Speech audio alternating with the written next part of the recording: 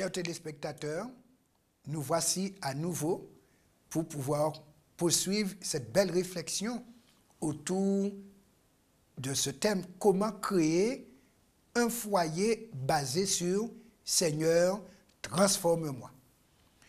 Oui, quand Dieu nous bénit, il nous dit « Les deux deviendront une seule chair ». Ce qui veut dire il met le couple dans un devenir. On est béni pour devenir. Et on comprend que dans ce projet, nous allons travailler ensemble pour devenir. Ce ne sera pas facile pour tout le monde, mais nous pouvons devenir parce que la bénédiction nous ordonne de devenir. Nous allons considérer comment organiser ou créer notre foyer basé sur « Seigneur, transforme-moi ». Premièrement, la première composante, ce sera d'envisager le type de foyer que l'on veut.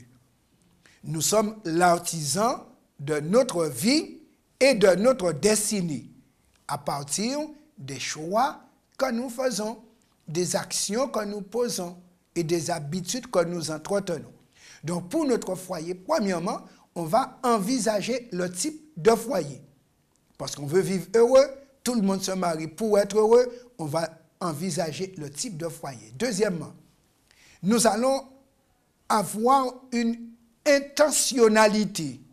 Et cette intentionnalité sera de vouloir le meilleur. Oui, on ne se marie pas pour le pire, on va travailler à éviter le pire parce que tous on veut le meilleur. Donc on sera intentionnel. Voulant le meilleur, on va poser des actions qui tendent vers le meilleur. On va choisir les meilleures attitudes.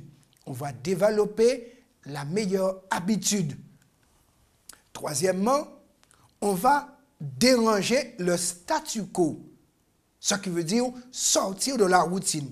Car trop de personnes se marient et restent dans un fonctionnement routinier et ne cherchent pas à être transformés, abandonner certaines habitudes et attitudes qui nuisent, qui font souffrir. Ils se contentent de dire « c'est ainsi que je suis ». Non, il faut déranger cela. Et lorsqu'on va déranger ce statu quo, on va maintenant prendre conscience de l'inconvénient ou des inconvénients qu'il y a dans la relation qui nous empêchent de tendre vers ce bien-être et bonheur que l'on veut pour le couple et pas pour un seul membre du couple. On va volontairement faire face à cet inconvénient. S'il est chez moi, je vais y travailler. S'il est chez l'autre, je vais conscientiser l'autre, interpeller l'autre, pas critiquer l'autre, mais simplement l'inviter à être conscient de l'inconvénient qui est chez lui pour que, de son côté, volontairement, il puisse accepter d'entrer en transformation pour que le mal ou l'épine soit enlevé et qu'on puisse avancer. Finalement, on va pouvoir voir les résultats qui se sont produits, les choses qu'on escomptait. Ensuite, on va évoluer on va évaluer du moins ce qui est obtenu. Et c'est à partir de ce cycle des 5 points, alors on va baser son foyer sur un cycle de transformation. Envisager le type de foyer, vouloir le meilleur, déranger le statu quo, changeant des habitudes nocives, nuisibles. Ensuite, faire face aux inconvénients pour obtenir le résultat que l'on souhaite. Et ainsi, on avance parce qu'on est dans un devenir. Ce cycle des 5 points ne va jamais cesser parce que l'homme est perfectible, il est en transformation permanente, il tend vers le meilleur. Voici le processus dans la création de ce foyer basé sur STM. Premièrement, on va prier et on a vu que l'autel de la famille doit être dressé, c'est-à-dire le moment où époux, épouse se rencontrent pour prier, demander à Dieu son intervention, son aide, où on rassemble les enfants, si on a des enfants aussi, s'ils sont encore à la maison. Deuxièmement, conduire des sessions prévoyantes avec les membres de la famille. Donc, à table, on discute, on échange, parce que c'est dans la mesure où chacun met sur la table les éléments qui vont et ne vont pas qu'on va pouvoir travailler. On encourage ce qui va et ensuite on va essayer d'éliminer ce qui ne va pas. On va ensuite, troisièmement, documenter les suggestions, puisqu'on est en construction, en transformation, on fait des suggestions, chacun apporte son grain de sel, comme on dit, sans saler l'ensemble. Quatrièmement, on va déterminer les dates pour la mise en œuvre, car quand on prend des décisions, les décisions ne doivent pas rester simplement théoriques, mais doivent passer à la pratique, car c'est en faisant qu'on est transformé et qu'on construit. Et pour cela, le père de famille va assigner des responsabilités. Qui fait quoi? Et on s'attend à voir les résultats. Ensuite, on va appliquer ce qui est décidé. Et ce qui est important, puisque chacun est à l'œuvre, on va organiser des moments d'évaluation, mais de manière régulière. Cela peut être hebdomadaire, cela peut être à la quinzaine, ça peut être mensuel, mais on a des moments d'évaluation pour voir comment on progresse. Et effectivement, on va affirmer les progrès, voire encourager ce qu'on a obtenu qui a été amélioré.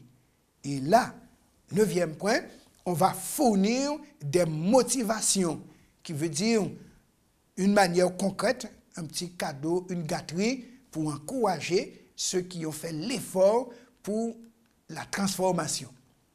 Donc, un foyer basé sur STM, on a vu les éléments qui sont importants. Seigneur, transforme-moi, on va prier, on va étudier, puisque Dieu est la source de transformation. Par la connexion et la dépendance d'avec Dieu ou de Dieu, on va permettre à sa parole de nous corriger, de nous instruire la justice, et par la prière obtenir la force d'application de la parole qui sanctifie.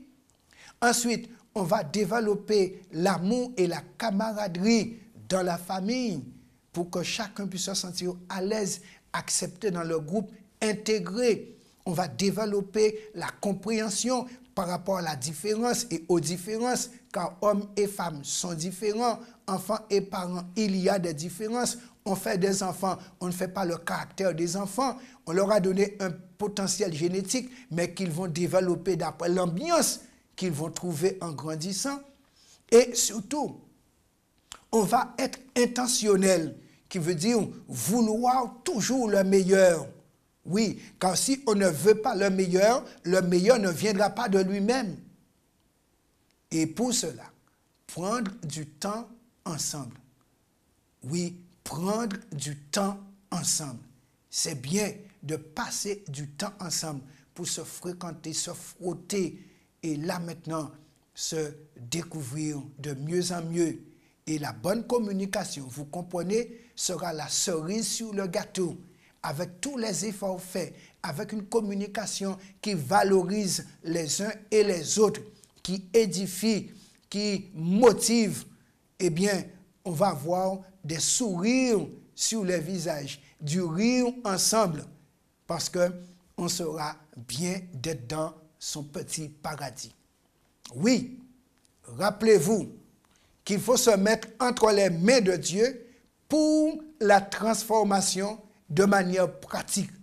Seigneur, transforme-moi n'est pas un slogan, mais une prière invitant le Seigneur à agir en soi. Et nous devons subir cette transformation, nous soumettre et accepter que le Seigneur fasse son œuvre en chacun. Oui, transforme-moi, c'est de la pratique et dans la vie pratique.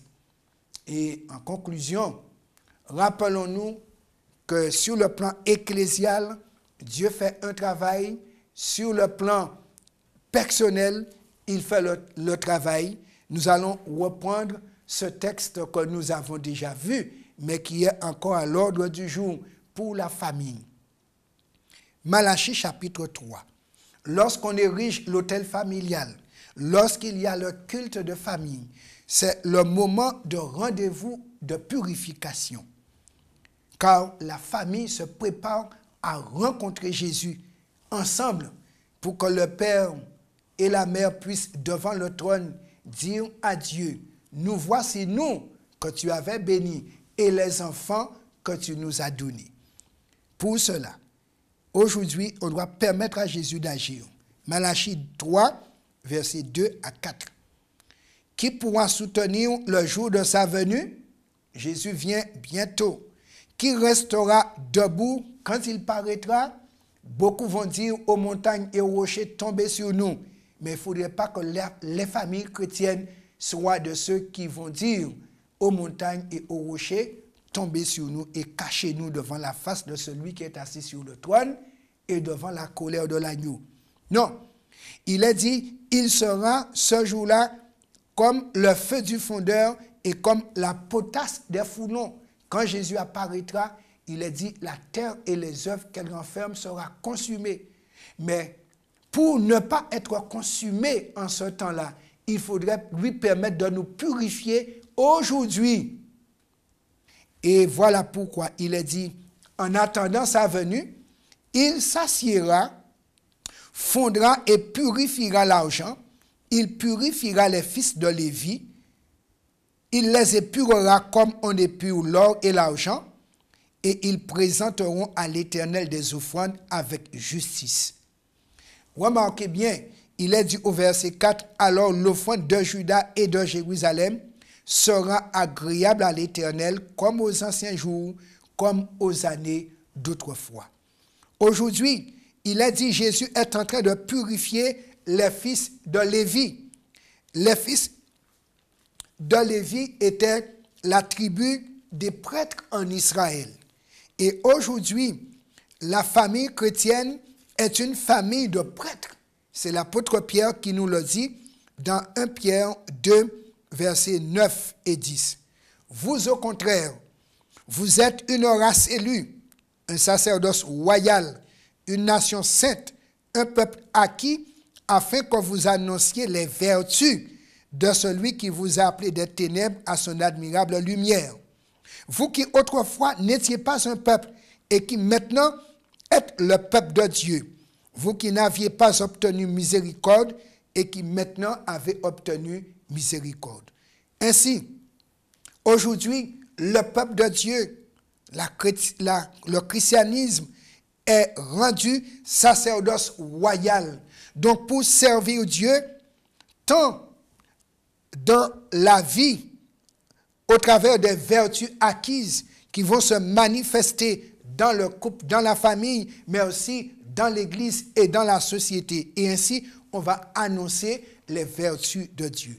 Si les familles chrétiennes sont transformées, on sera comme du sel dans la société, comme le levain pour faire lever la pâte et transformer la pâte. Dieu compte sur les familles chrétiennes pour que d'autres familles puissent bénéficier de ce Dieu qui transforme, de ce Dieu plein de vertus et qui fait de nous des enfants vertueux pour pouvoir non seulement se faire connaître, mais inviter d'autres en relation de transformation. Que nos familles soient des catalyseurs de transformation de famille tout autour. Puisse le Seigneur nous aider à être intentionnels et qu'avec cette intention, nous puissions passer au niveau décisionnel et que nous puissions tendre vers l'Éternel et vers l'éternité en étant des meilleurs chaque jour sous la grâce de Dieu. Prions le Seigneur. Oui, Père éternel, tu nous as donné la vie éternelle et tu veux qu'en tant que couple, nous puissions vivre le mode de vie éternel. Que dans nos familles, avec nos enfants, nous puissions faire rayonner la vie éternelle. Et que dans l'Église, nous puissions devenir lumière du monde. Où que nous allions, avec qui que ce soit que nous entrions en contact, tu veux te faire connaître. Ainsi, Père, transforme-nous et fais-toi connaître au travers nous, par nous. Nous prions ainsi au nom de Jésus et pour ta gloire. Amen.